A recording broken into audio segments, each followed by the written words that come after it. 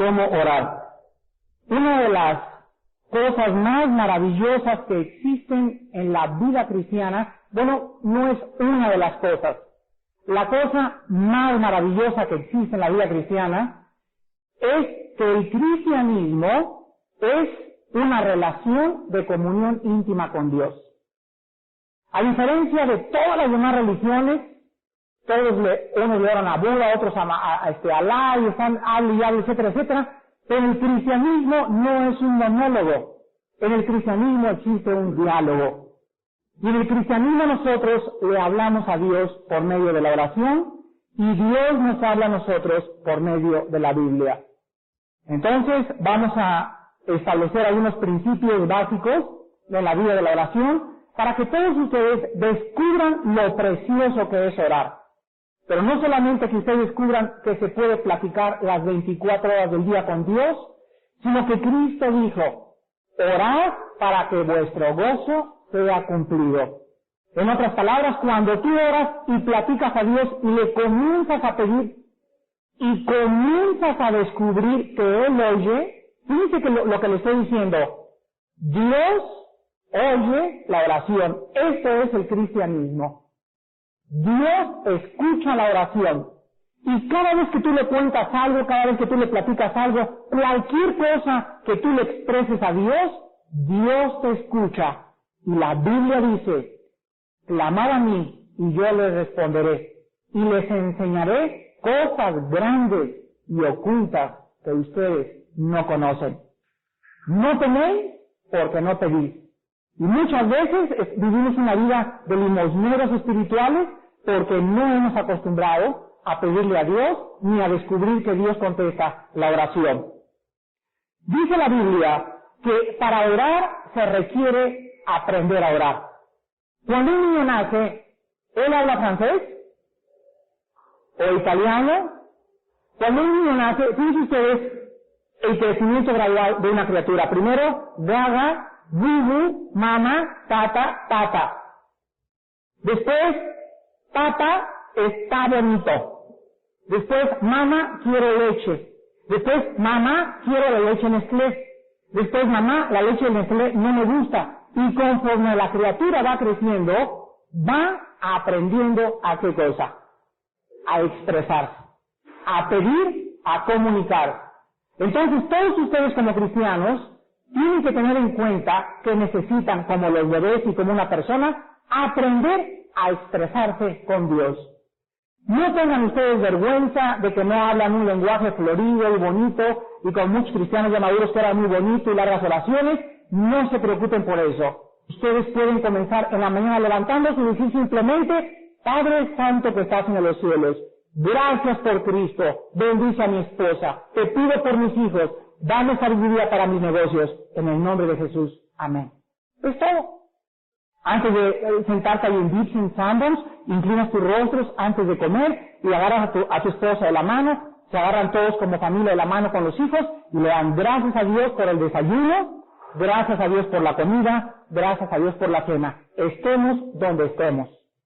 No hay cosa más impactante que entrar a un restaurante y encontrar a una familia con el rostro inclinado y agarrados de la mano, pidiéndole a Dios que bendiga los alimentos. Eso impacta a la gente como ustedes no se imaginan. ¿Y saben ustedes por qué? Porque la gente común y corriente no lo hace. Y es precioso ver una familia que tiene devoción y amor y agradecimiento a aquel que dio su vida por nosotros en la cruz. Vamos a ver en primer lugar en esta mañana qué cosa es la oración, o la naturaleza o el carácter de la oración. En primer lugar, número 1, orar es tener comunión con Dios. Vean ustedes 1 Corintios 1:9. Los que no tengan agilidad para encontrar los pasajes rápidamente, no se molesten, solamente apunten el pasaje o escúchenlo. 1 Corintios 1:9 dice la Biblia, fiel es Dios, por el cual fuisteis llamados a la, ¿qué dice? A la koinea en el griego. Hemos sido llamados a tener una comunión, una relación, ¿con quién? Con su Hijo, Jesucristo, nuestro Señor. ¿Saben ustedes lo que es el matrimonio? El matrimonio se puede expresar de diferentes maneras, pero fíjense una cosa, dicen los psicólogos en Estados Unidos y en algunas partes de Europa, que los problemas más que existen dentro del matrimonio, aparte de problemas sexuales, uno de los problemas más grandes que existen en los matrimonios es la falta de comunión entre los dos. La falta de comunicación entre los dos, la falta de sinceridad y de confianza para yo expresarle a mi esposa, no me gusta esto, por esto, pero en amor, ¿verdad? Y ella, no me gusta lo que hiciste en la mañana, etcétera, etcétera, nos agarramos la mano los dos, nos sentamos junto a la cama y le pedimos perdón a Dios por nuestros pecados. Pero mientras tú no le expreses a tu esposa lo que tú sientes, mientras tú no le digas a tu esposa lo que tú sientes, si no le dices de vez en cuando, te quiero, de veras estoy cada vez más enamorado de ti, porque Dios está operando en mi vida sobrenaturalmente, tu matrimonio se vuelve una costumbre. Y hay cientos de matrimonios que tienen 15, 20 años de casados, viven bajo el mismo techo porque no se quieren divorciar, pero están divorciados emocionalmente. Entre ellos no hay ¿qué cosa? Comunión. Y en un matrimonio donde no haya comunión, donde no haya una relación, donde no haya los deseos expresados, donde no haya la confianza de los dos cónyuges, no puede subsistir como matrimonio. No podemos nosotros vivir una vida cristiana sin comunicarnos con Dios. Si el matrimonio es indispensable, ¿cuánto más en la vida cristiana? En segundo lugar, en la oración, no solamente cuando inclinamos nuestro rostro, estamos entrando en contacto, haciendo contacto con Dios, sino que la oración también es gratitud a Dios. Dice Efesios capítulo 5, versículo 20, estas palabras. Efesios 5:20. Dando siempre gracias por todo. ¿Cuándo yo le das gracias? ¿Cuándo tiembla? Dando siempre gracias por todo al Dios y Padre en el nombre de nuestro Señor Jesucristo. Ahora que te pagaron la quincena, ¿le diste gracias a Dios? Ahora que vendiste la casa, ¿le diste gracias a Dios? Cuando sales de México y regresas también a Cuernavaca, llegas y llegando en la carretera, le dices, Padre, gracias por haberme traído también en el nombre de Cristo, amén. Es todo. ¿Lo haces? Cuando te levantas y respiras este oxígeno de Cuernavaca tan precioso, yo no le dejo dar gracias a Dios de vivir en Cuernavaca.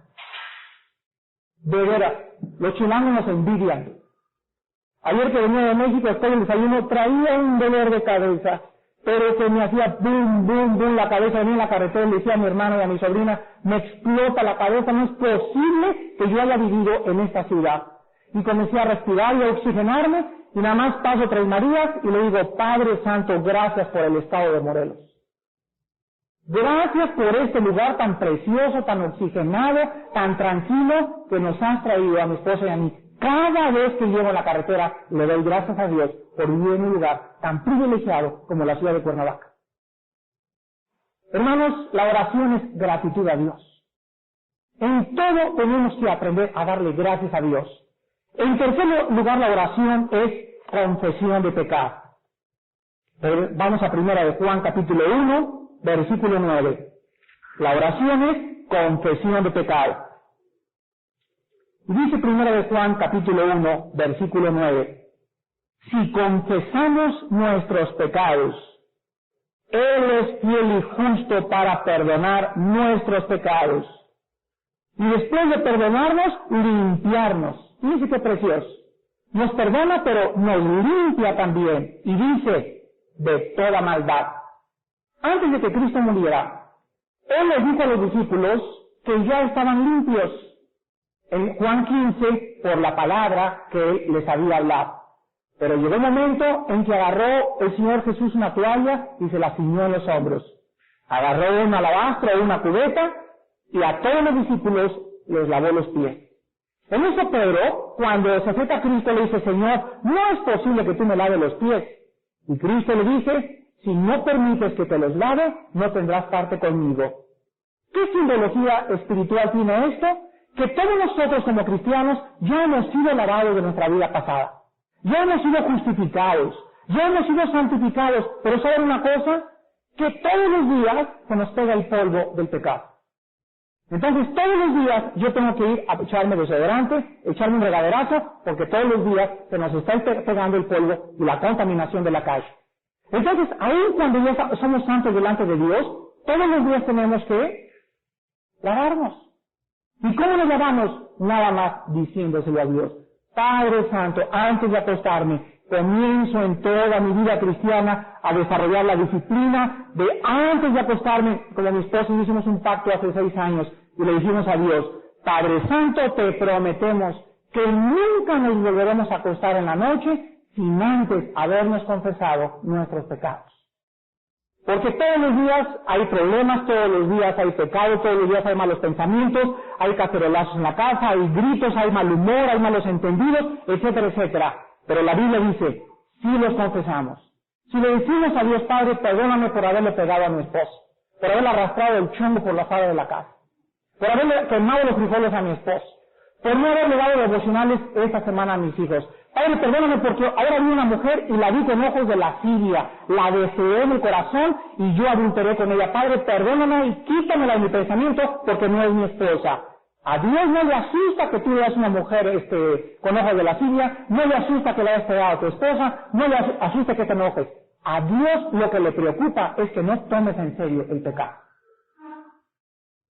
Él sabe nuestra condición y sabe que somos polvo. Y sabe que no hay nadie que pueda decir, soy libre de pecado. El que esté libre de pecado, que arroje la primera piedra. Pero a Dios sí le preocupa que si tú tienes pecado, creas que puedes vivir y tener comunión con Él viviendo en pecado. Y eso no se puede. Porque Dios es luz y ninguna tinieblas hay en Él. Entonces todos los días vamos a meternos a la regadera de la sangre de Cristo. Todos los días báñate, todos los días límpiate, y mientras más te limpies, mientras más te lo digas, tú me puedes decir, oiga, pero ¿para qué se lo digo si él ya lo sabe? Se lo dices para que tú estés de acuerdo en que lo que hiciste delante de él es pecado. En otras palabras, cuando agarro una pluma, y ahorita a la salida me encuentro una pluma, y fácilmente, pues era mi costumbre antes, ¿no? Si antes era saltabancos, o antes era bien puestos, una pluma porque no me la voy a echar. Es un pecadito chiquito, es una canita al aire, es un pecado blanquito, nadie le hace caso. En el momento que uno lleva una pluma y no he dicho de quién es esa pluma y me la llevo a mi casa, esa noche yo le tengo que decir, Padre Santo, no debí haber hecho eso. Y aquí la tengo y voy a ir el próximo domingo y voy a decir que de quién es esta pluma, o de quién es este billete de $20 que se les cayó. Si tú no se lo dices a Dios, te endureces en contra de Dios. Y lo que Dios quiere es que no sensibilicemos al pecado. Que al pecado le llamamos, esto se llama robo, no se llama expropiación. Matar, es homicidio, no es eliminación por el bien del partido. Ver a una muchacha con ojos de lascivia y comértela con los ojos, me yo nunca había enterado, a lo mejor en tu corazón hasta revistas pornográficas compras. Eres un adúltero delante de Dios. Y tienes que llamarle pecado, porque Dios le llama pecado. Entonces, la confesión de pecado forma parte de nuestra oración. En cuarto lugar, la oración es intercesión por otros. Vean ustedes en Colosenses capítulo 4, intercesión por otros. Colosenses capítulo 4, versículo 12, el apóstol Pablo escribe a la iglesia de Colosas y les dice, Colosenses 4, 12, os saluda Epafras. ¿No te gusta un nombrecito para tu hijo?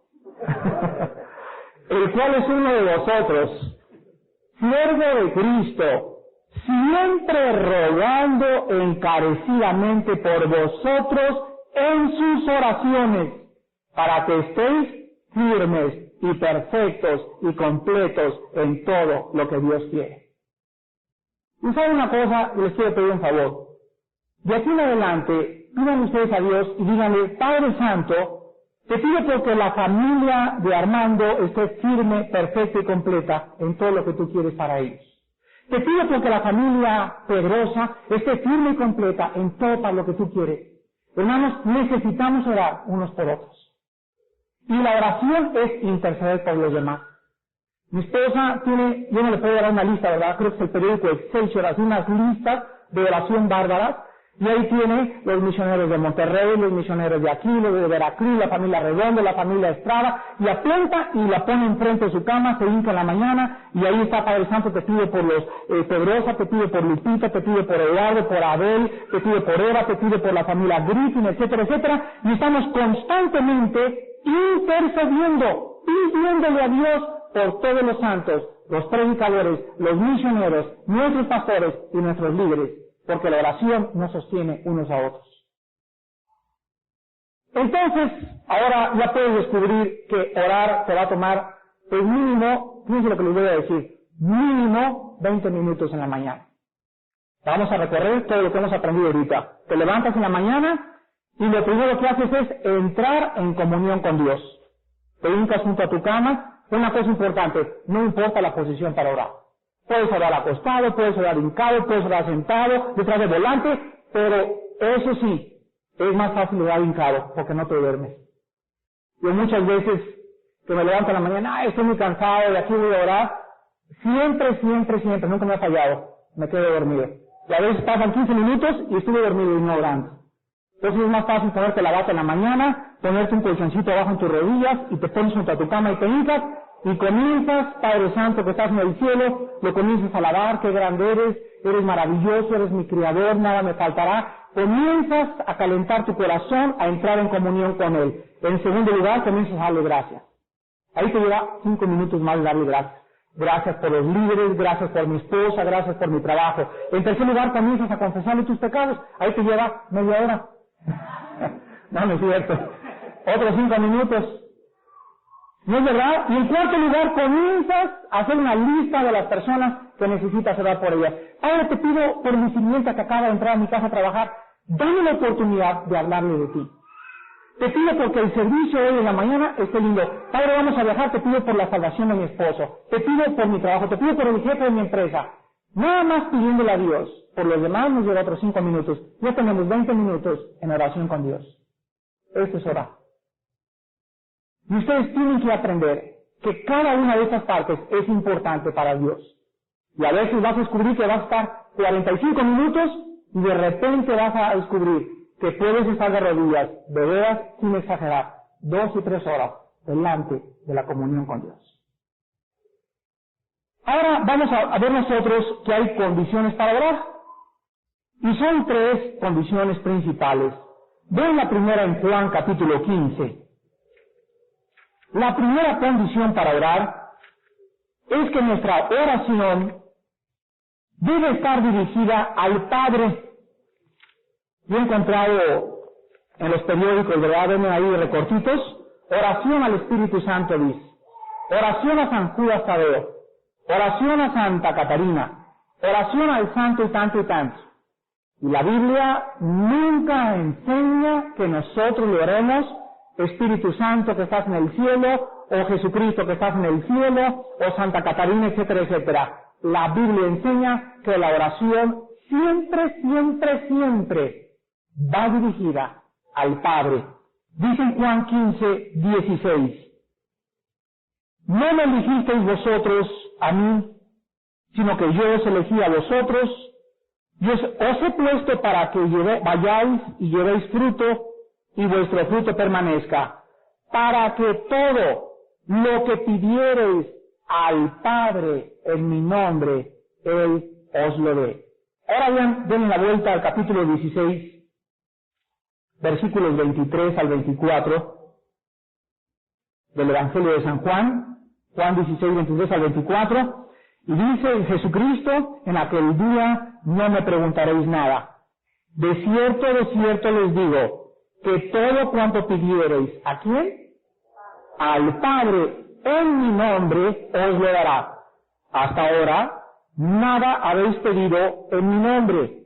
Pedid y recibiréis, para que vuestro gozo sea cumplido. Vean ustedes entonces que la primera condición para orar es pedirle al Padre.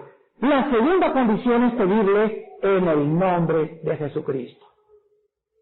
Cristo dice, no habéis pedido nada en mi nombre. ¿Por qué cuando yo comienzo a tener comunión con Dios y establecer relación con Dios por la oración, por qué tengo que venir no en mi nombre? Padre Santo, aquí está Armando Alducin, quiero una cita contigo. Un momentito. ¿Tú quién eres? Me dice Dios. Soy tu hijo. ¿Y por qué eres mi hijo? Y me contesta Dios, por causa de mi hijo Jesucristo. Porque Él murió en la cruz, yo te puedo perdonar. Porque Él murió en la cruz, tú puedes tener comunión con Dios. Porque Él sufrió, tú eres mi hijo. Y porque Él derramó su sangre, tú me puedes pedir y yo te escucho. Porque sabe una cosa, en nosotros no hay nada bueno, por lo cual Dios nos puede escuchar. Y siempre que venimos al Padre, venimos con la tarjeta de presentación de su Hijo Jesucristo. La diferencia entre un cristiano y una persona que no es cristiana es la forma de orar. El no cristiano ora, Padre Santo, te pido por eso, amén. No, el cristiano no ora así. El cristiano ora, Padre, te pido por esto y por esto, en el nombre de Jesucristo, amén. Porque es en su nombre por lo cual Dios nos oye. Es en su nombre por lo cual Él nos recibe. Es en su nombre por lo cual hemos sido hechos aceptos en el amar. Y la tercera condición para orar es que tenemos que orar en el Espíritu. Dice en Romanos 8:15 y en Efesios 6:18, vamos a ver primero Romanos 8:15, y dice así: pues no habéis recibido el espíritu de esclavitud para estar otra vez en temor, sino que habéis recibido el espíritu de adopción. Y dice lo que dice, por el cual, o sea, mediante el espíritu, clamamos, Abba Padre. ¿Qué cosa es orar en el espíritu? Bueno, yo he oído diferentes versiones, ¿verdad? Hay unos hermanos que se van un poco al extremo y dicen que orar en lenguas es orar en el Espíritu Santo. Yo siempre les he dicho, ¿verdad?, que pobres aquellos que no hablan en lenguas, ¿verdad?, porque entonces su oración no es en el Espíritu Santo. Orar en el Espíritu Santo es orar en la voluntad de Dios. Es orar pidiéndole a Dios aquello que forma parte de su voluntad. ¿Cómo sabemos esto? A través de la palabra de Dios. ¿Para qué nos dio Dios la Biblia? Para que aprendamos a orar y para que aprendamos a pedirle lo que Él nos dice que nos va a dar aquí en la palabra. Entonces, cuando tú lees la Biblia todos los días, aprendes más cosas por las cuales tienes que orar. Vean un ejemplo en el libro de los Efesios. Y vean ustedes que mientras más leas la Biblia y mientras más lo estudies, más diestro o diestra te haces en el orar. Vean ustedes la oración de Pablo, la oración tan preciosa de Pablo, por los Efesios en el capítulo 1, versículos del 15 en adelante. Y dice Pablo: por esta causa también yo, habiendo oído de vuestra fe en el Señor Jesús, y de vuestro amor para con todos los santos, no ceso de dar gracias por ustedes, haciendo memoria de vosotros en mis oraciones, para que el Dios de nuestro Señor Jesucristo, el Padre de gloria, y vean ustedes por qué le pide Pablo a la iglesia de Éfeso. Le pide a Dios y le dice que les dé espíritu de sabiduría y de revelación en el conocimiento de Él, alumbrando los ojos de vuestro entendimiento, para que sepáis cuál es la esperanza a que Él os ha llamado, cuáles las riquezas de la gloria de su herencia en los santos, y cuál la supereminente grandeza de su poder, para que nosotros, los que creemos, según la operación del poder de su fuerza, la cual operó en Cristo, resucitándolo de los muertos y sentándolo a su diestra en los lugares celestiales, sobre todo principado y autoridad y poder y señorío, y sobre todo nombre que se nombra, no solo en este siglo, sino también en el venidero. Vean ustedes las 4 peticiones de Pablo por la iglesia. Cuando yo memoricé esto de memoria y cuando lo aprendí en mi corazón, hay personas por las cuales yo le digo: Señor, versículo 17, te pido que le des a Eduardo, te pido que le des a Rodolfo, te pido que le des a Abel, te pido que le des a Juan, espíritu de sabiduría y de revelación en tu conocimiento. En otras palabras, debemos de pedir para que los hermanos que tú conoces conozcan más a Dios. Padre, te pido por Martita que, Señor, dale un espíritu donde ella pueda tener sabiduría para conocerte. Y comienzo a pedirle: Padre, te pido por mi esposo, mira, mi esposo es cabezón, Señor, no entiende, dale, Señor, un espíritu de sabiduría en tu conocimiento. Y se le pide a Dios, y se le pide a Dios, y Dios comienza el segundo paso, dice el versículo 16, alumbra y le quita la venda a tu esposo, Dios, o a tu esposa, o a tu hijo, o a tu papá, o a tu cuñado, y le comienza a alumbrar, ¿qué cosa? El entendimiento. Y cuando Dios comienza a descorrer el velo de la mente de una persona, la persona, dice el versículo 18, sabe cuál es la esperanza a la que Él nos ha llamado. ¿Lo pueden masticar? Dios nos ha llamado a una vida de esperanza, y la vida cristiana es una vida de esperanza. Es una vida donde todos los días estamos esperando de Él. Dice la Biblia que las aves de los cielos y los animales del campo esperan. Dice, es un pajarito en la mañana llega y se levanta y hace así, y él le dice a su mamá, vete a Vips o vete a Sanborns. La mamá sale del nido en la mañana y por accidente, que no es accidente, encuentra una lombricita que su pajarito está esperando para que se la ponga en la boca. El pajarito no tiene ni que pararse del nido porque su mamá todos los días está dándole su alimento. Cuando el pajarito crece y sus alas se desarrollan, vuela el pajarito y comienza a vivir por lo demás. Dice la Biblia que así como ese pajarito, debemos nosotros despertarnos y esperando decirle a Dios, Padre Santo, si en esta mañana voy a tener dinero, si voy a tener salud, si voy a tener para pagar, si voy a tener esto, todo es porque viene de ti. Todos los días tenemos que esperar en Dios.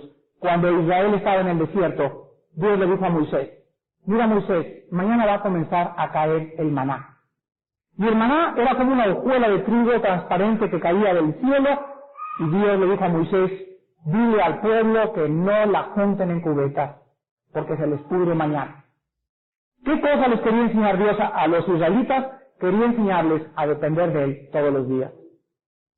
El pan nuestro de cada día, dánoslo. Próximo domingo dicen. El pan nuestro de cada día, dánoslo hoy.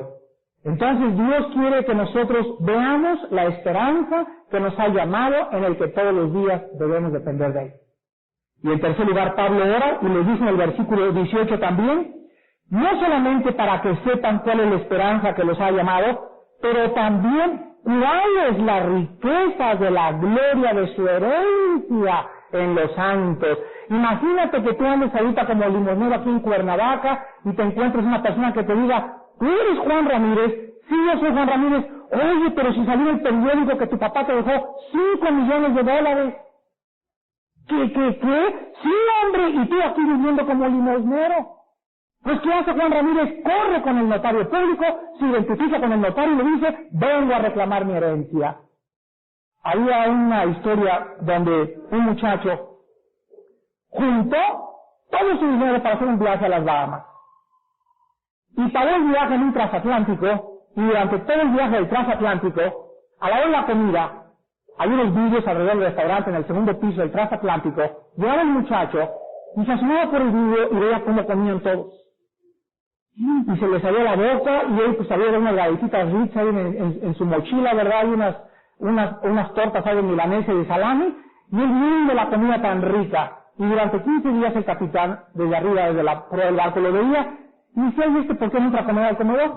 Total, que al llegar el transatlántico a las Bahamas, el capitán se acerca con mucha curiosidad y le pregunta a este muchacho, oye, ¿por qué todos los días te asomabas por el vidrio a ver la comida? Y el muchacho le contesta y le dice, es que todo lo que ahorré lo gasté en mi pasaje. Y le contesta el capitán, ¿tú no sabías que también la comida estaba incluida? Qué triste, ¿no? No sabemos, hermanos, todo lo que tenemos incluido en Cristo.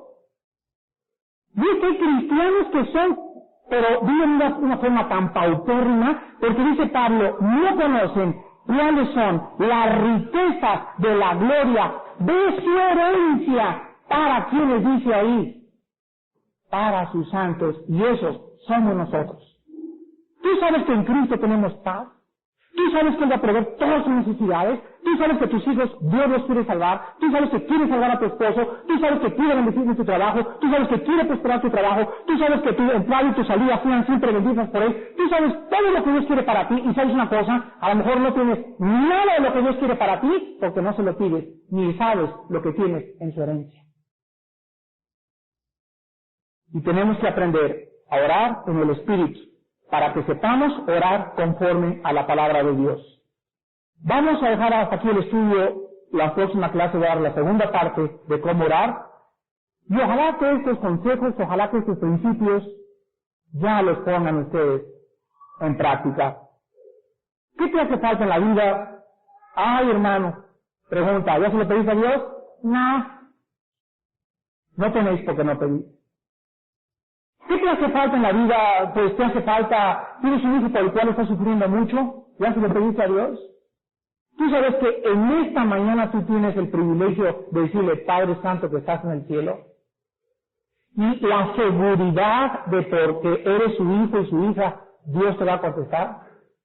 Acerquémonos pues confiadamente al trono de la gracia, para que encontremos ayuda y misericordia en el tiempo oportuno. Pidan y dice Cristo, descubran que yo soy real, que me preocupan sus preocupaciones y sus problemas, y vuestro gozo será cumplido.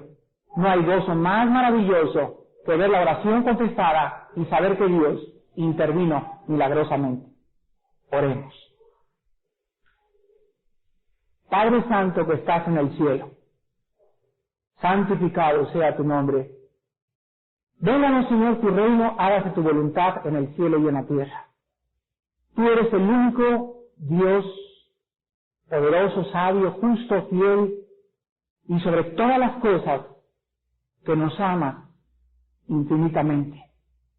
Y nos amas tan profundamente, que de tal manera nos has amado, que has dado a tu Hijo Jesucristo, para que todo aquel que en Él cree, para que todo aquel que crea que en la cruz tú nos amaste, para que todo aquel que reciba el sacrificio de Cristo y se apropie de Cristo en su propia vida, no se pierda, mas pase de la muerte a la vida.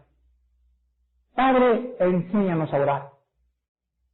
Enséñanos a crecer en la oración, a que si ayer orábamos 15 minutos, ahora oremos 20 minutos más, y cada mes, cada año, deleitarnos en pasar más tiempo contigo a solas en comunión.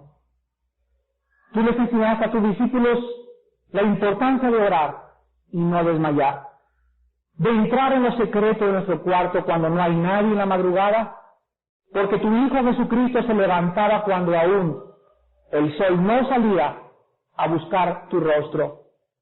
Si Él como Hijo, como tu Santo Hijo te buscaba en oración, y su vida fue una vida de oración, ¿cuánto más nosotros te necesitamos?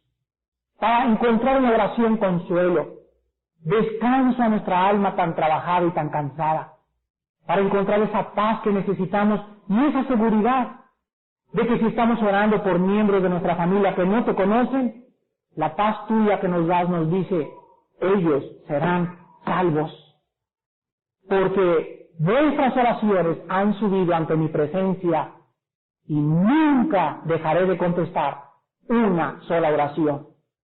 Padre, en esta mañana te pedimos por esta iglesia, que nos llenes a todos de un espíritu de sabiduría y de revelación en tu conocimiento. Oh Padre, que esta iglesia de Cuernavaca pueda saber la esperanza que tenemos, la maravillosa esperanza en Cristo. Que esta iglesia ya no tenga tinieblas en su mente, que veamos claramente tu luz, que tu luz resplandezca cada vez más en nuestro corazón y que nos apropiemos de la herencia que nos pertenece. Somos ricos espiritualmente y tú quieres que nosotros conozcamos todas las cosas que tienes preparadas para los que te aman. Bendícenos y despídenos con tu paz, en el nombre de Jesucristo. Amén.